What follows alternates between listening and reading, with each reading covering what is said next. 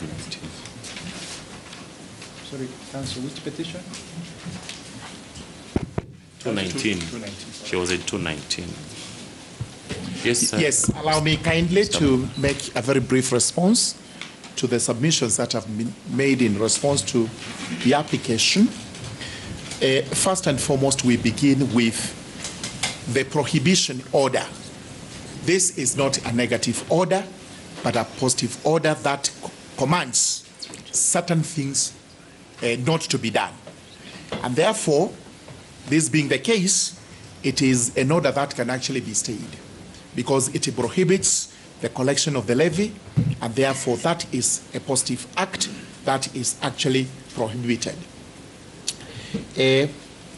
Again, the regulations that we've talked about, these are over 1,000 regulations. The impact they have on the operation of the government is huge. It cannot be gainsaid because regulations are actually the administrative arm of the government.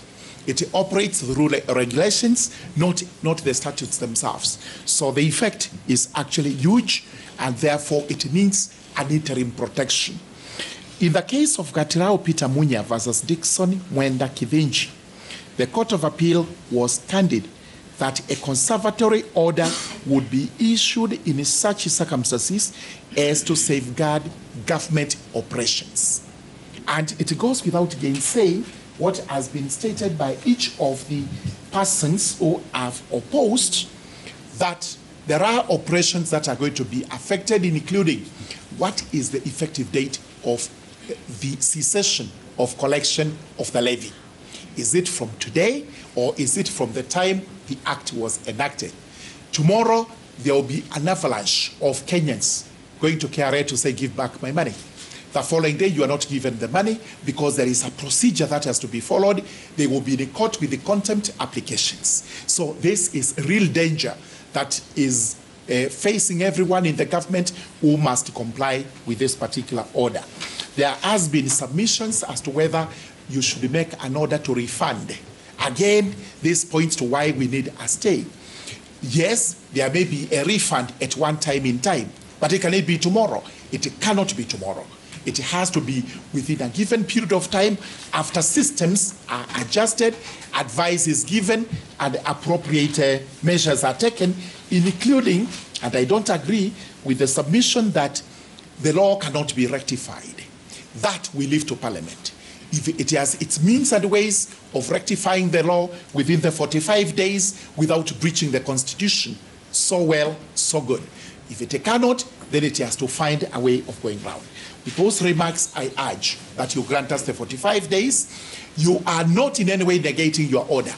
It is the practice of our courts. The first court of instance would stay its orders to allow parties to go to the second court, third court, and fourth court, if that is necessary.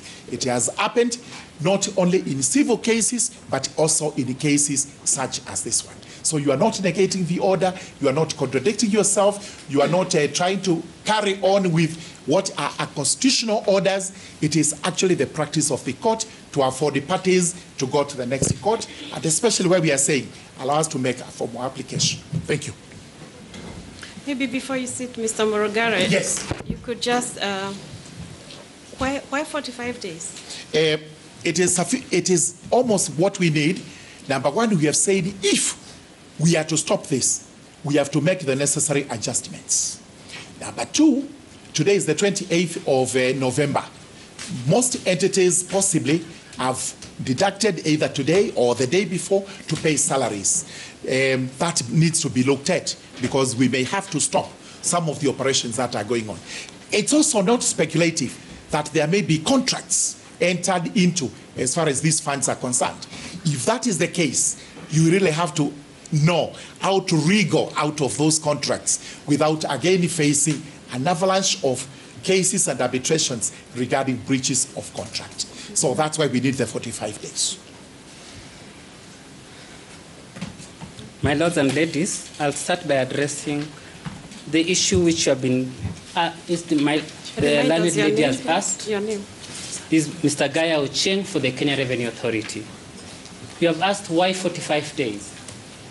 The reason why we are going for 45 days is because application for refund carry has 30 days to make a decision.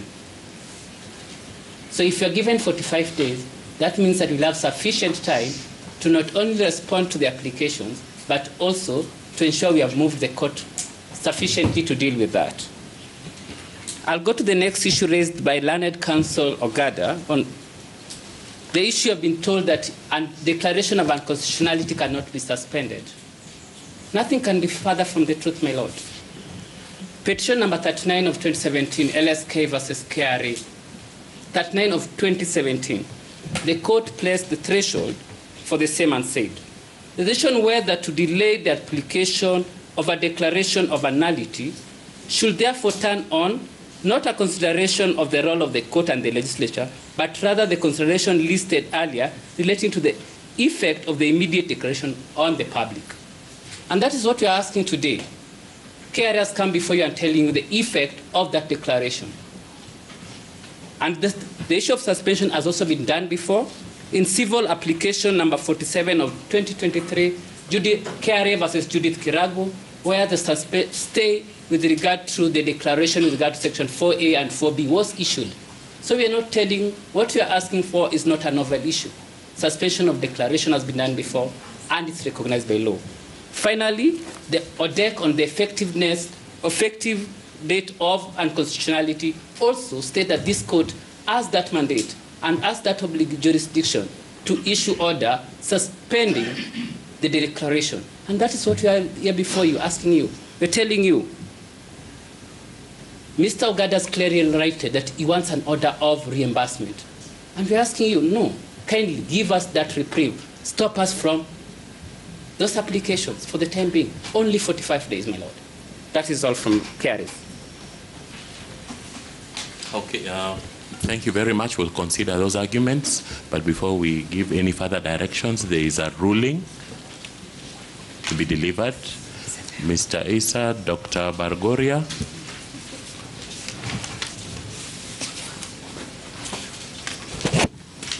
You're lucky you've come when our blood sugars are low, otherwise we would have issued warrants the way we act in Kibera. If you don't appear on time, we go and look for you. Thank you. So, sorry, my lords and my lady. I was at the Court of Appeal, and my client was waiting for me, so we apologize for that. Thank you. We came in when you're reading the main judgment. Yes, Justice Meoli will read the decision of the court. Okay. This is the ruling in respect of the contempt application dated 4th of July 2023, wherein the petitioners sought for the court to determine whether Mr. Daniel Kipto Bargoria, the Director General of Energy and Petroleum Regulatory Authority, that's EPRA, is in contempt of the orders of the court issued on the 30th of June 2023, which had temporarily stayed the implementation of the Finance Act 2023. The court had oral submissions from Mr. Isa Mansour, counsel for the alleged contemner, that is Mr. Bargoria, and one of the petitioners, Senator Okia Mtata. It is right that court orders are not made in vain, and a party against whom an order is directed must obey it, the authority being Kyoga Holias and others, where the court defined a contempt of court as conduct that defies the authority or dignity of a court. The nature of contempt of court was described in Stuart Robertson and Her Majesty's Advocate as follows. It's an English decision. Contempt of court is constituted by conduct that denotes willful defiance of or disrespect towards the court, or that will willfully challenge, or that willfully challenges or affronts the authority of the court or the supremacy of the law, whether in civil or criminal proceedings. We have cited at length the decision of the Supreme Court in Republic versus Ahmad Abolfadi Mohammed and another, where the court explained reasons or gave the rationale for punishing, why courts punish contempt. And again, in the second passage that we have cited, and I think I can read it, The Supreme Court explained or set out the standard of proof required to convict an alleged contemner for contempt of court, and the rationale for this standard as follows, and I quote, "We are also conscious of the standard of proof in contempt matters. The standard of proof in cases of contempt of court is well established. In the case of Mutitika versus Baharini Farm Limited, the Court of Appeal held that, in our view, the standard of proof in contempt proceedings must be higher than proof on the balance of probabilities, almost, but not exactly beyond reasonable doubt. The standard of proof beyond reasonable doubt ought to be left where it belongs, that is, in criminal cases, and it is not safe to extend it to an offense which can be said to be quasi-criminal in nature. The rationale for this standard, the Court of Appeal continued to state, the Supreme Court continued to state, is that if cited for contempt and the prayer sought is for committal to jail, the liberty of the contemner will be affected. As such, the standard of proof is higher than the standard in civil cases. This power to commit a person to jail must be exercised with utmost care and exercised only as a last resort. It is of utmost importance, therefore, for the respondents to establish that the alleged contemner's conduct was deliberate in the sense that he or she willfully acted in a manner that flouted the court order. And in this case, the question we are asking is the same one that was asked in that case, whether the respondent or contemner or alleged contemner willfully disobeyed the court's order. The two related ingredients of willful disobedience and knowledge of willful disobedience and knowledge of the order are critical in a successful contempt application. In the past, it was held by superior courts that for an applicant to succeed in contempt proceedings, he must prove personal service of the subject orders and the attendant penal notice upon the alleged contemner. That was in Nyamogo, the case of Nyamogo and Kenya Post. In recent years, however, superior courts have stated that where the applicant is able to demonstrate awareness by such contemner of the orders and not necessarily personal service of the order upon the contemner, such awareness is sufficient. Notably, the courts emphasize the high degree of proof required as exemplified by in the exhortations of the Court of Appeal in the Mutitika, which I've already read. Turning to the factual issues in this case, it is not in dispute that on 30th of June 2023, this court issued an interim stay at interim stage upon presentation of petition, an order at interim stage upon presentation of petition 181 of 2023 as follows. This matter coming up on 30th June 2023 for directions on the notice of motion dated 29th June 2023 before Honorable Justice M. Thande.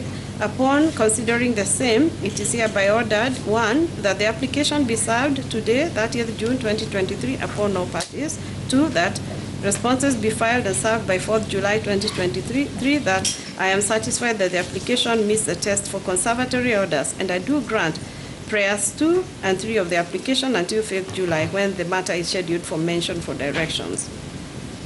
Before we proceed, it would be apposite to put the foresaid in context, in the context of the matter before the court. At the time of the filing, the respondents captured in petition number 181 of 2023 were the Cabinet Secretary for the National Treasury and Planning, the Attorney General, the National Assembly, and the Speaker of the National Assembly. The Commissioner General, Kenya Revenue Authority, the Senate, Consumer Federation of Kenya, COFEC, and Kenya Export Floriculture, Horticulture, and Allied Workers Union were, let me just see. Yes, the respondents, this was part of the respondents. And the final party as a respondent was the Kenya Export Floriculture, Horticulture, and Allied Workers Union. These latter two were interested parties. The specifics of the conservatory order issued by the court were that pending the hearing and determination of the application, that must be the extracted order, and/or the petition, the Honorable Court is hereby issues a conservatory order suspending the Finance Act.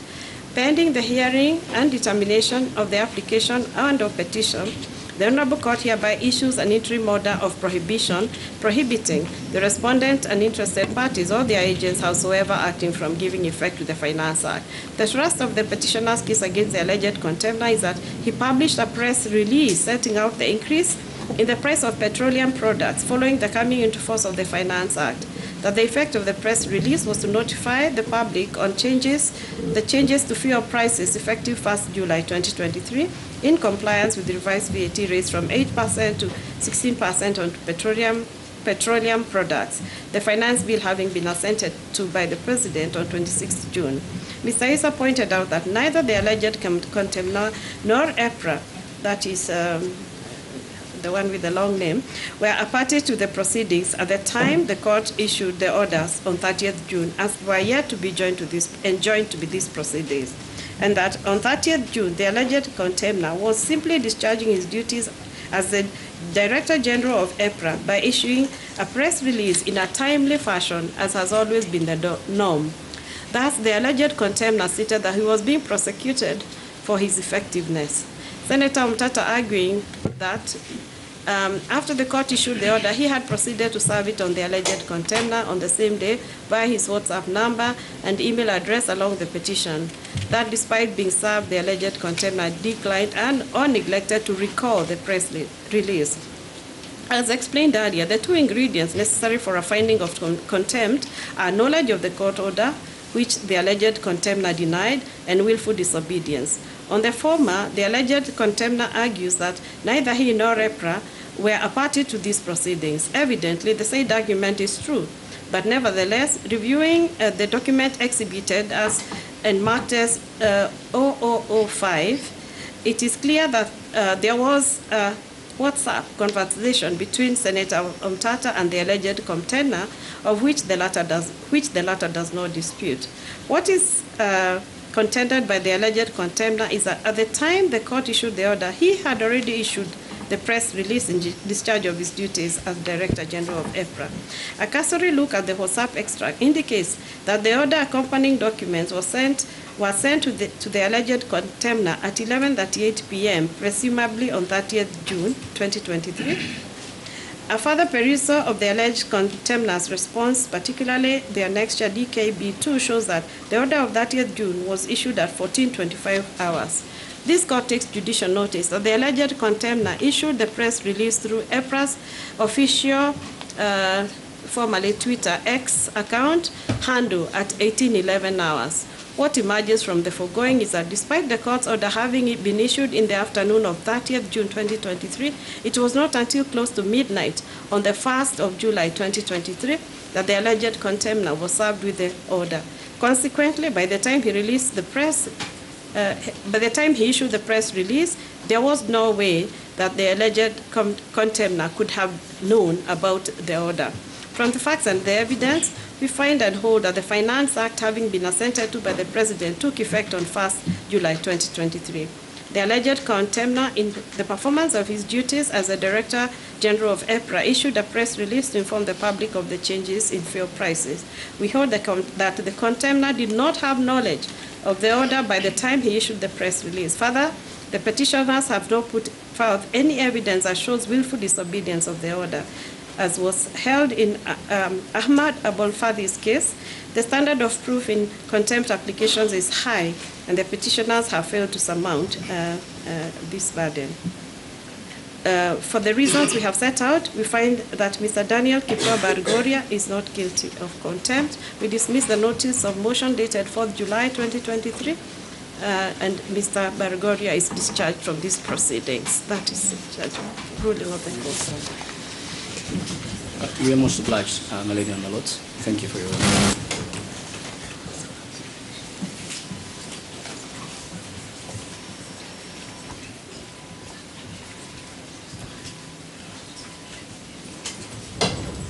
Okay,